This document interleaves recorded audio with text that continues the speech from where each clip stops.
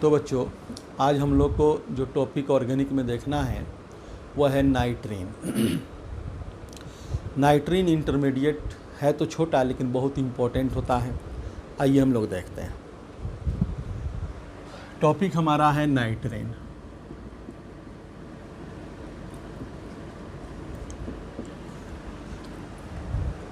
नाइट्रीन क्या होता है? डेफिनेशन एक छोटा बना लें कि द स्पेसीज वह स्पेसीज इन विच जिसमें nitrogen atom has 4 non bonding electron, 4 non bonding electrons हो, उसको हम लोग क्या कहते हैं? नाइट्रीन कहते हैं। कह रहा है इसमें एक बॉन्ड होगा और नाइट्रोजन होगा और 4 नॉन बॉन्डिंग इलेक्ट्रॉन होंगे। ये जो बॉन्ड होता है ये हाइड्रोजन से जुड़ता है, नहीं तो अल्काइल से जुड़ता है, आर से जुड़ता है। कह रहा है कि ये 2 तरह का होता है। इसके 2 टाइप्स होते हैं। एक होता है सिंगलेट नाइट्रीन,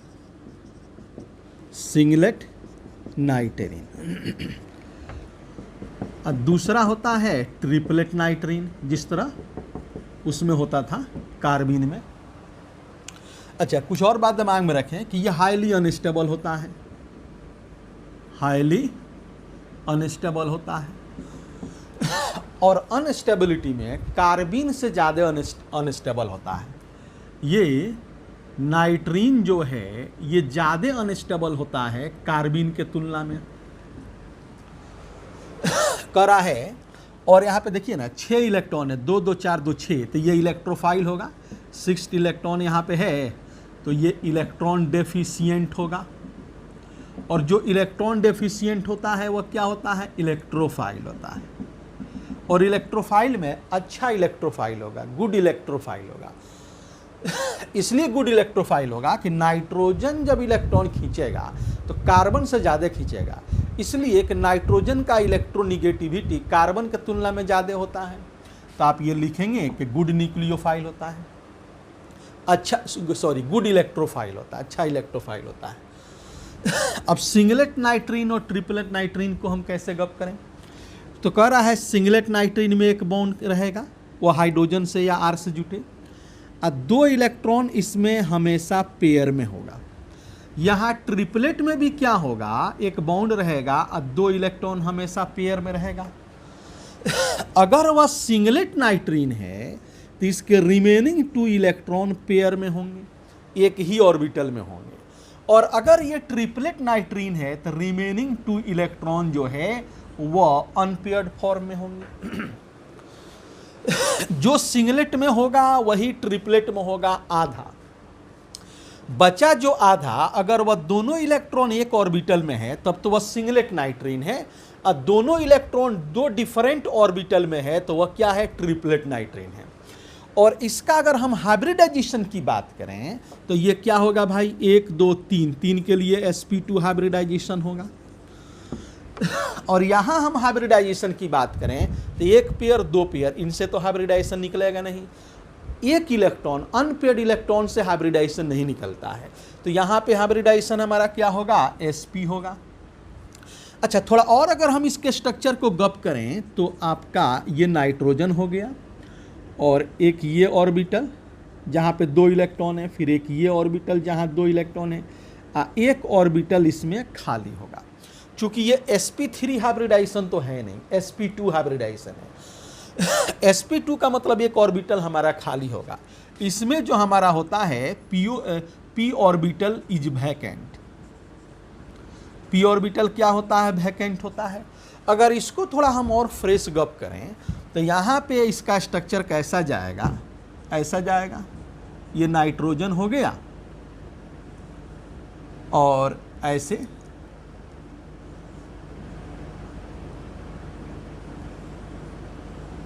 ठीक है ना? एक यहाँ इलेक्ट्रॉन, एक यहाँ इलेक्ट्रॉन, sp हाइब्रिडाइजेशन। अब आप ये देखिए, जब ये sp2 हाइब्रिडाइजेशन होगा तो इसका एंगल छोटा होगा, और sp का एंगल बड़ा होगा। जब छोटा एंगल होगा तो इसमें इलेक्ट्रॉनिक रिपल्सन ज़्यादा होगा। कह रहा है चूंकि मोर इलेक्ट्रॉनिक रिपल्सन, और इसमें एंगल बड़ा होने के कारण ये क्या होगा, लेस इलेक्ट्रॉनिक रिपल्सन। जब इसमें इलेक्ट्रॉनिक रिपल्सन कम होगा तो डेफिनेटली ये ज़्यादा स्टेबल होगा, और इसमें इलेक्ट्रॉनिक रिपल्सन कम होगा, सॉरी इलेक्ट्रॉनिक रिपल्सन ज़्यादा होगा तो ये क्या होगा, कम स्टेबल होगा। इलेक्ट्रॉनिक रिपल्सन कम है तो डेफिनेटली ये क्या होगा, मोर स्टेबल होगा। क्लियर।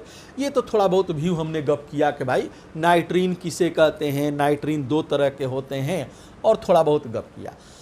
मेन जो बच्चे को परेशानी नाइट्रीन में होता है वो ये है कि भाई नाइट्रीन का जेनरेशन कैसे होता है, ये बनता कैसे है, रिएक्शन में कहाँ कहाँ आता है, इसका क्वेश्चन आता है तो जनरली बच्चा उसको मिस्टेक कर देता है। थोड़ा हम लोग देखते हैं कि भाई नाइट्रीन बनता कैसे है और कहाँ बनता है, क्या इसका मोड बनने का है, क्या क्राइटेरिया है, उतारें।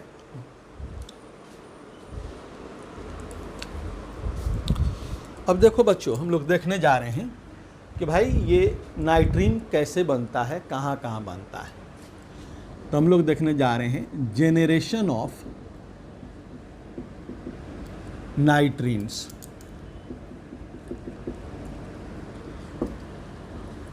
करा है। अब नाइट्रीन दो तरह के होते हैं, एक सिंगलेट और एक ट्रिपलेट। तो कौन बनता है रिएक्शन में, तो देखिए कार्बिन वाले में देखे थे कि कार्बिन वो बनेगा रिएक्शन के अंदर जो ज़्यादा स्टेबल होता हो। जैसे मान लीजिए कि ये दिया गया है, यहाँ पे CH2 है और ये दिया गया है। इसको अगर आप हीट करते हैं तो ठीक है कि ये टूटेगा और इधर कार्बन मोनोऑक्साइड चला गया और ये कार्बिन बन गया। तो ये कार्बिन हम क्या बोलेंगे, सिंगलेट कार्बिन की ट्रिपलेट कार्बिन। तो चूंकि इसका सिंगलेट फॉर्म कम स्टेबल होता है और ट्रिपलेट फॉर्म ज़्यादा स्टेबल होता है तो इसका ट्रिपलेट कार्बिन बनेगा। अच्छा, बट हम यहाँ पे क्या करें कि दो क्लोरीन हम डेवलप कर दें, हैलोजन डाल दें, और फिर हम इसको हीट करें, थर्मोलाइसिस करें, तो फिर ये हमारा टूटेगा और ये क्या होगा, डाइक्लोरोकार्बिन बनेगा, कार्बन मोनोऑक्साइड निकलेगा, गैस। अब कह रहा है कि भाई ये कौन सा कार्बिन है, क्या ये सिंगलेट है कि ट्रिपलेट है, तो नहीं, इसका सिंगलेट फॉर्म ज़्यादा स्टेबल होता है तो ये कार्बिन हमारा सिंगलेट कार्बिन है। वो झंझट नाइट्रीन में नहीं है। नाइट्रीन के अंदर चूंकि जो नाइट्रोजन हमारा है यहाँ हाइड्रोजन और आर होगा, और ये ना हाइड्रोजन बैक बॉन्डिंग करता है ना आर बैक बॉन्डिंग करता है, दोनों बैक बॉन्डिंग नहीं करता है, तो बैक बॉन्डिंग से हम लोग यहाँ फ्री हैं। यहाँ 99% जो बनता है वह हमारा वो नाइट्रीन बनेगा जिसका स्टेबिलिटी ज़्यादा हो, यानी ट्रिपलेट नाइट्रीन बनेगा। तो यहाँ पे रिएक्शन में अगर हम सिंगलेट नाइट्रीन और ट्रिपलेट नाइट्रीन की बात करें तो ई वाला जो है रेयर बनेगा, समझिए कि बनेगा ही नहीं, ये 99% बनेगा, ये अबाउट 1% बनेगा। ये बात में मान में रहे।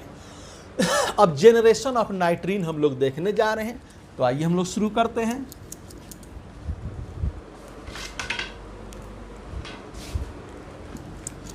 तो सबसे पहला जो हमारा नाइट्रीन बनता है वह किससे बनता है, वह एजाइड से बनता है। एक नंबर में क्या है, एजाइड। एजाइड को हम क्या करें, एजाइड को या तो हम सनलाइट दें और नहीं तो थर्मोलाइसिस करें, या दोनों दे दें, ये दो, या तो ये दें चाहे ये दें, हीट करें, नहीं तो दोनों एक साथ कर दें। तो इसको हम लोग बोलते हैं फोटोलाइसिस, और ये टेम्परेचर वाले को क्या बोलते हैं, थर्मोलाइसिस। तो ये जो है ये क्या देता है, ये नाइट्रीन देता है, नाइट्रेट। अब एजाइड में देखिए क्या होगा, एजाइड कहते हैं ऐसा होगा, ये हमारा एजाइड होता है, यहाँ माइनस प्लस होगा। एजाइड में ये आर हो सकता है या आर के जगह पे ए आर हो सकता है, या ए आर मतलब बेंजीन, ए आर मतलब बेंजीन, बेंजीन हो सकता है। अगर बेंजीन नहीं हुआ तो एसाइल हो सकता है, ये हो सकता है। अगर ये नहीं हुआ तो क्या हो सकता है, सल्फोनाइल हो सकता है। अगर ये भी नहीं हुआ तो क्या होगा, अल्कोक्सी हो सकता है, ये हो सकता है। इतने लोग हमारे हो सकते हैं।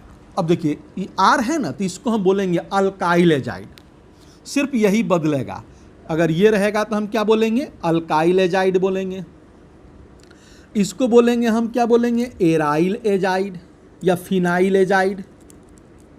इसको हम बोलेंगे फिनाइल एजाइड बोलेंगे। इसको बोलेंगे एसाइल एजाइड। इसको बोलेंगे alkyl sulfonyl azide, alkyl sulfonyl azide. और ये हमारा है अल्कोक्सी एजाइड।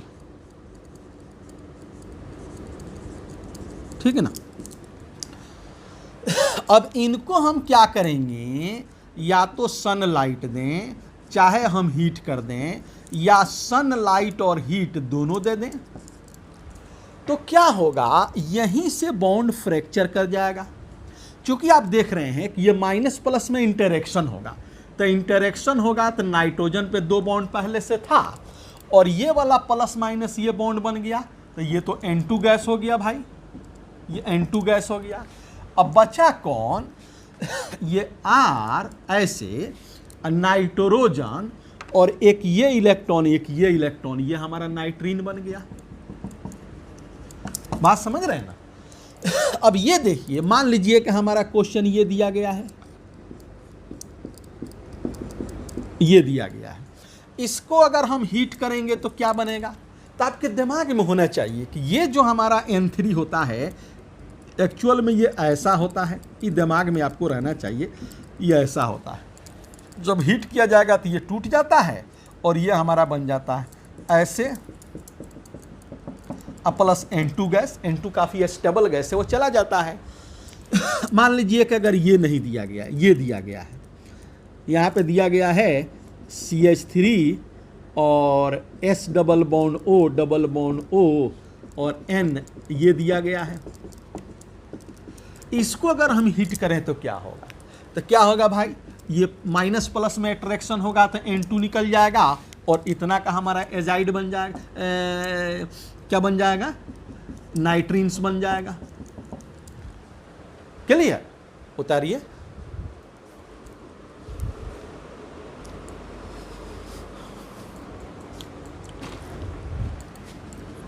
दूसरा जो हम लोग का नाइट्रीन का जनरेशन है, वह है फ्रॉम वाइलाइट।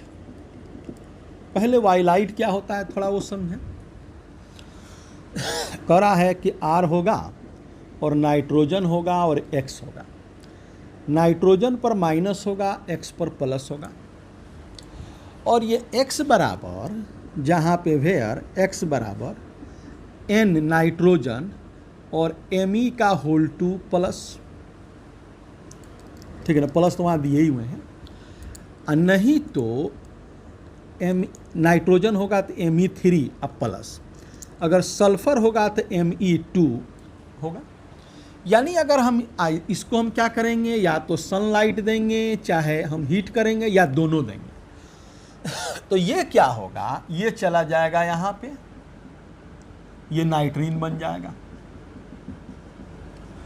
अब कह रहा है कि थोड़ा सा हम एग्जाम्पल दे करके बात करें। जैसे मान लीजिए दिया गया है CH3 है, नाइट्रोजन है, और नाइट्रोजन और CH3 का होल 3 प्लस माइनस, ये वाला है, ये रखा गया है।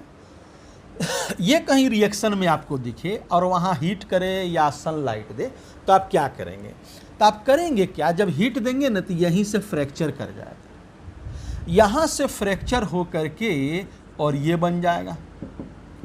प्लस क्या होगा, नाइट्रोजन पर 3 CH3 आ जाएगा। अब आप कहेंगे कि सर ये दोनों जुट का ही नहीं जाएगा, आप दोनों को जोड़ दीजिए। आप जो हीट किए हैं तो ये माइनस प्लस को जोड़ दीजिए, तो माइनस प्लस को हम जोड़ेंगे तो इसका वैलेंसी खत्म हो जाएगा। नाइट्रोजन मैक्सिमम 4 बॉन्ड बनाता है, उसका कोवैलेंसी मैक्सिमम 4 होता है, और यहाँ पे चूंकि वहाँ वैकेंट d ऑर्बिटल तो होता नहीं है, अगर ये दोनों जोड़ देते हैं तो ये नाइट्रोजन का बॉन्ड देखिए, 1 2 3 4 5 यानी 10 इलेक्ट्रॉन हो गया। तो अगर कोई ऐसा एटम है जो सेकेंड पीरियड का है तो उसका ऑक्टेट रूल यानी 8 इलेक्ट्रॉन से ज़्यादा इलेक्ट्रॉन किसी भी सूरत में नहीं होगा। तो याद रहे, जब आप हीट देंगे तो क्या करेगा, आपका यहाँ से बॉन्ड फ्रैक्चर होगा, माने ये इलेक्ट्रॉन इधर चला जाएगा, उधर चला जाएगा, खींच के प्लस वाला उस इलेक्ट्रॉन को लेकर चला जाएगा। जब प्लस वाला इलेक्ट्रॉन लेगा तो यहाँ पे आएगा माइनस, यहाँ आएगा प्लस, ये माइनस प्लस उदासीन हो जाएगा, और यहाँ पे पहले से माइनस, जब जाने से प्लस आएगा तो माइनस प्लस उदासीन हो जाएगा, तो उदासीन हो गया ये। अब इसका अपना हम वैलेंस इलेक्ट्रॉन दिखा दिए। आप कहेंगे सर उदासीन होने के बाद इलेक्ट्रॉन कैसा दिखा रहे हैं, तो इसका वैलेंस इलेक्ट्रॉन, नाइट्रोजन का 5 वैलेंस इलेक्ट्रॉन, एक इधर बॉन्ड बनाया है, दूसरा, तीसरा, चौथा, पांचवा, 5 वैलेंस इलेक्ट्रॉन, वो नाइट्रीन हो गया। मान लीजिए कि ये कहीं दिया गया है,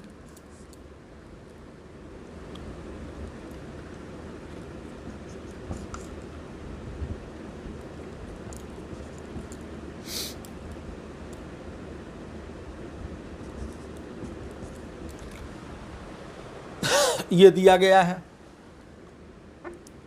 ठीक है ना। इसका हीट होगा तो क्या बनेगा, तो आपको करना क्या है, यहीं से फ्रैक्चर कर देना है और बना देना है ये नाइट्रीन बना देना है, और सल्फर पे 2 अल्काइल चला जाएगा। तो एक दूसरा हम लोगों ने देखा, पहला क्या देखा था, एजाइड से। एजाइड का क्या साइड था कि भाई N डबल ऐसे ऐसे यहाँ माइनस प्लस, और ये क्या कर रहा था, ये हमारा नाइट्रीन दे रहा था। दूसरा हम लोगों ने देखा कि भाई ऐसा अगर हो, नाइट्रोजन हो और X हो, यहाँ प्लस हो, यहाँ माइनस हो, इसको अगर हम हीट या सनलाइट दें तो ये भी हमारा नाइट्रीन दे रहा है। अब हम तीसरा देखने जा रहे हैं, उतारें। अब देखो तीसरा नंबर, तीसरा हम लोग देखने जा रहे हैं फ्रॉम आइसोसायानेट। आइसोसाइनेट से भी नाइट्रीन बनता है। आइसोसाइनेट क्या है भाई, N डबल बॉन्ड, ये आइसोसाइनेट कहते हैं। जैसे मान लीजिए R और N ऐसा दिया गया है, इसको आप हीट करें, चाहे सनलाइट दें या दोनों दे दें, तो क्या होगा, यहाँ से टूट जाएगा और ये हमारा नाइट्रीन बन गया, कार्बन मोनोऑक्साइड गैस चला गया। यहाँ पे ये 2 इलेक्ट्रॉन हम ये दोनों दिखा रहे हैं, और ये अंडरस्टूड है कि यहाँ पे 2 और है जो उसका लोन पेयर है। नाइट्रोजन के पास एक लोन पेयर होता है, हम लोग उसको लिखते भी हैं, नहीं लिखते हैं, ये हर आदमी जानता है कि भाई नाइट्रोजन के पास एक लोन पेयर अपने उदासीन अवस्था में है, न्यूट्रल स्टेट में है। अच्छा मान लीजिए, अच्छा इसी तरह के एक और पीछे रिएक्शन दिए थे, ये हमारा आइसोसाइनेट है।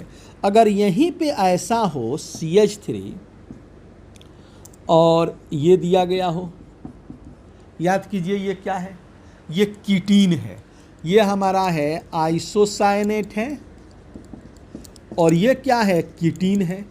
कीटीन को जब आप वही काम करेंगे तो ये क्या होगा, यहाँ से टूट जाएगा और ये बन जाएगा, ये कार्बिन बन गया, और फिर साइड में कार्बन मोनोऑक्साइड चला गया उसी तरह का। और वही यहाँ पे ये नहीं दे करके यहाँ पे आइसोसाइनेट ग्रुप पर अगर आप बना देते हैं, इसको हीट करते हैं, तो फिर यहाँ से ये टूटेगा और ये हमारा क्या बन जाएगा, बोलिए, नाइट्रीन बन जाएगा। ठीक है, उतारिए। अब देखो ये तीसरा नंबर हम लोग क्या देखे थे, तीसरा नंबर देखे थे आइसोसाइनेट था, इसको हीट किए थे तो यहाँ से हट करके ये नाइट्रीन बना था। अच्छा, अब देखिए चौथा नंबर में हम लोग देखने जा रहे हैं, वह है from alpha elimination. Alpha elimination से भी क्या होता है, नाइट्रीन का बनना होता है। आइए हम देखें अल्फा एलिमिनेशन क्या है। कह रहा है अल्फा एलिमिनेशन में क्या होगा, अल्काइल होगा, एक नाइट्रोजन होगा, एक हाइड्रोजन होगा और कोई X होगा। इतना होना जरूरी है। कह रहा है कि नाइट्रोजन पर एक हमारा हाइड्रोजन और एक हैलोजन, और इसका रिएक्शन हीट नहीं देना है, इसमें देना है बेस। बेस के जगह पे क्या हो सकता है? बेस के जगह पे आपका NaOH हो सकता है, या KOH हो सकता है, या RONA हो सकता है, या ROK हो सकता है, यही लोग हो सकते हैं ETC। तो ये क्या करेगा? ये बनाएगा नाइट्रीन। अब देखिए कैसे बनाएगा, क्या इसका मैकेनिज्म होगा। जैसे हम एक क्वेश्चन लेते हैं, मान लीजिए कि ये दिया गया है, ये NH और यहाँ पे ब्रोमीन दिया गया है, इसका रिएक्शन हमने किया NaOH से। तो कह रहा है, ये बात कहा कि सर बताए हैं कि नाइट्रोजन पर एक हाइड्रोजन और हैलोजन हो, तो ये क्या करता है, ये इंटरमीडिएट देता है, उसका नाम है नाइट्रीन। अब बात आया कि भाई कैसे देता है, इसका क्या प्रोसीड्यूर है, क्या मैकेनिज्म है। तो आइए इसको हम pH लिख देते हैं, समय कम लगेगा। ये देखिए, ये आपका NaOH है, बेस है, बोर्ड पर है बढ़िया से, तो ये माइनस प्लस में जाएगा। ये आपका क्या है, ये एसिड है, नाइट्रोजन का इलेक्ट्रोनिगेटिविटी हाइड्रोजन से ज़्यादा होता है, यहाँ माइनस प्लस आएगा, तो ये क्या करेगा, इसको लेकर के चला जाएगा। ये OH पर माइनस, H पर प्लस निकल गया, वाटर निकल गया। अब ये बना क्या, pH नाइट्रोजन पर माइनस और ब्रोमीन। हम लोग पहले से जानते हैं कि भाई ये हाइड्रोजन जो होता है, फ्लोरीन, क्लोरीन, ब्रोमीन, आयोडीन, ये लिविंग होता है, हटना चाहता है। क्यों हटना चाहता है? कि भाई यहाँ पे लोन पेयर बहुत सारा होता है, अब वो सबस्टेट से रिपल्सन करता है, जिसके कारण वो हट जाता है वहाँ से। अच्छा, अब यहाँ निगेटिव चार्ज है और हटने वाला भी है, तो ये क्या करेगा, हटेगा। ये ब्रोमीन पर माइनस में हट के जाएगा, यहाँ माइनस, यहाँ प्लस आएगा।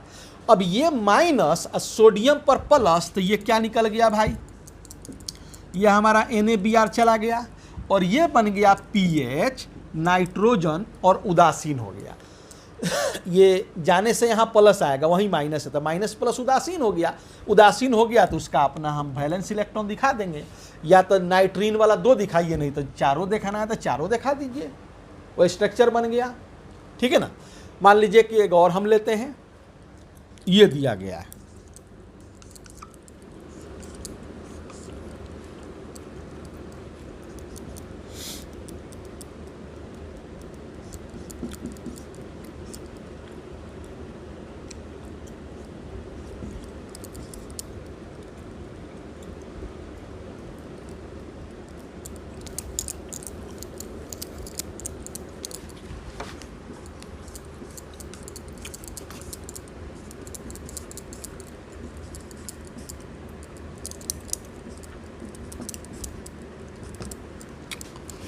ये दिया गया है, इसका रिएक्शन किया ETONA और हीट किया, ये सोडियम इथॉक्साइड है, बेस है। अब ये क्या होगा, ये जब जाएगा तो ये नाइट्रीन बनाएगा। कैसा नाइट्रीन बनाएगा, ये बनाएगा।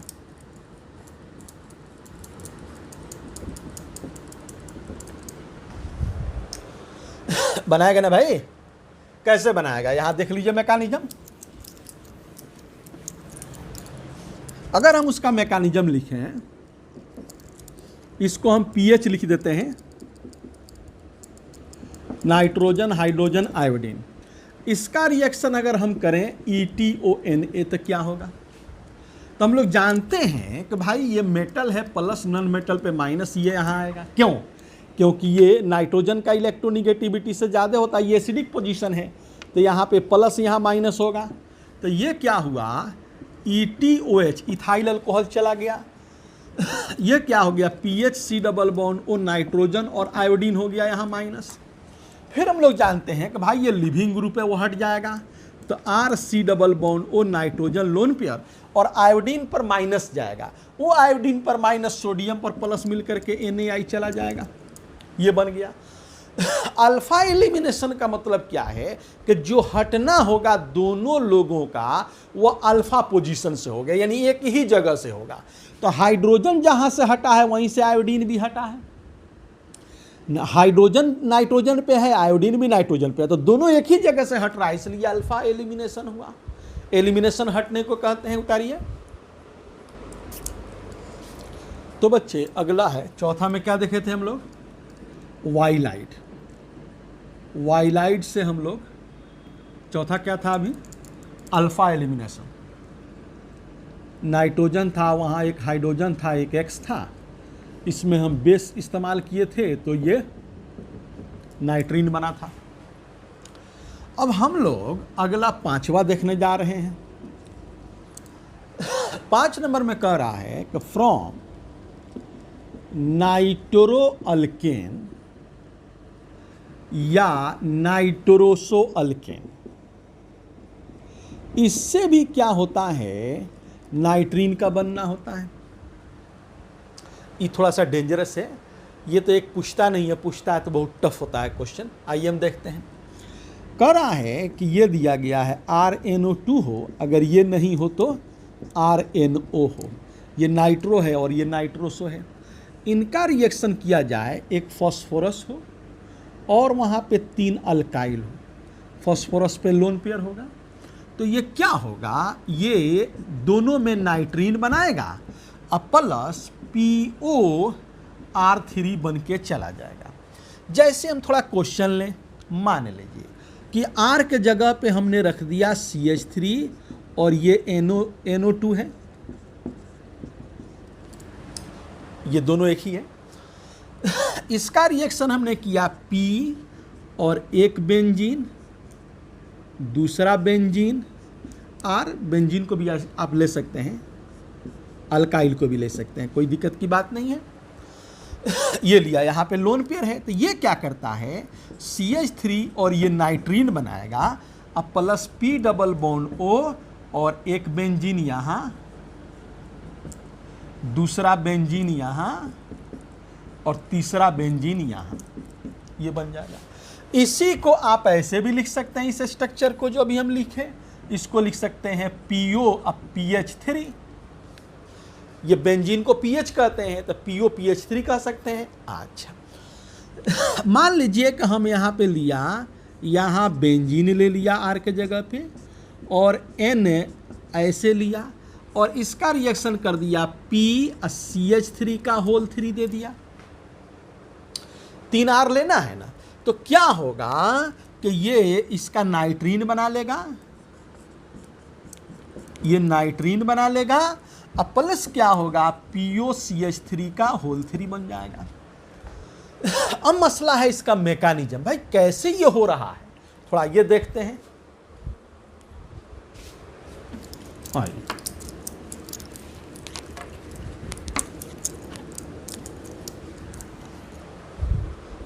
तो इसका मैकेनिज्म देखें आप, जैसे R है,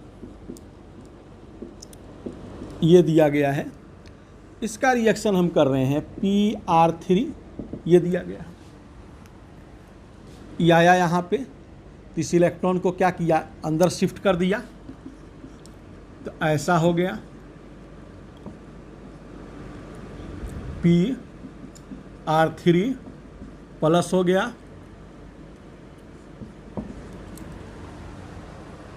यही ना हुआ? अब क्या होगा? ये प्लस आपका है, अब ये खींचेगा तो यहाँ माइनस आएगा, यहाँ प्लस आएगा, तो ये बन गया RN, ये प्लस माइनस मिलके बॉन्ड बन गया। अब P डबल बॉन्ड, एक बॉन्ड था, ये प्लस माइनस बॉन्ड बना लिया और R3 हो गया। फिर उसके बाद क्या होगा? ये तो उसमें बहुत सारे मॉलिक्यूल्स होते हैं, अगर एक मोल भी दिया रहेगा तो 6.023 × 10⁻23 बहुत सारे मॉलिक्यूल्स होंगे। ये दूसरा मॉलिक्यूल फिर आपका आएगा, तो PR3, ये फिर आकर के आपको यहाँ बैठेगा, तो इसको इधर खोलेगा, यहाँ माइनस प्लस होगा, ठीक है ना, उसको इधर खोल देगा, तो ऐसा बन गया R, nitrogen, oxygen PR3 plus, यहाँ माइनस।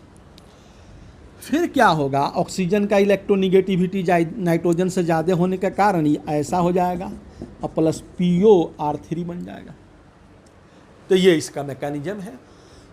आपको अगर ओवरऑल एक नट सेल दिमाग में रखना चाहते हैं तो आप ये इसको दिमाग में रखना है कि भाई यहाँ पे RnO2 हो या RnO हो, इसका रिएक्शन PR3 से करेंगे तो ये नाइट्रीन बनाएगा, ये एजाइड बनाएगा, वाइलाइड बनाएगा, आइसोसाइनेट बनाएगा, और ये अल्फा एलिमिनेशन होगा, और ये नाइट्रो ये बनाएगा। ये 5 लोग एजाइड बनाते हैं। तो ये बच्चों हम लोग का इंटरमीडिएट समाप्त हो गया। कल के क्लास में हम गप करेंगे, उसका नाम होगा pathway reaction, SN1 SN2 substitution elimination, ये गप करेंगे। ओके।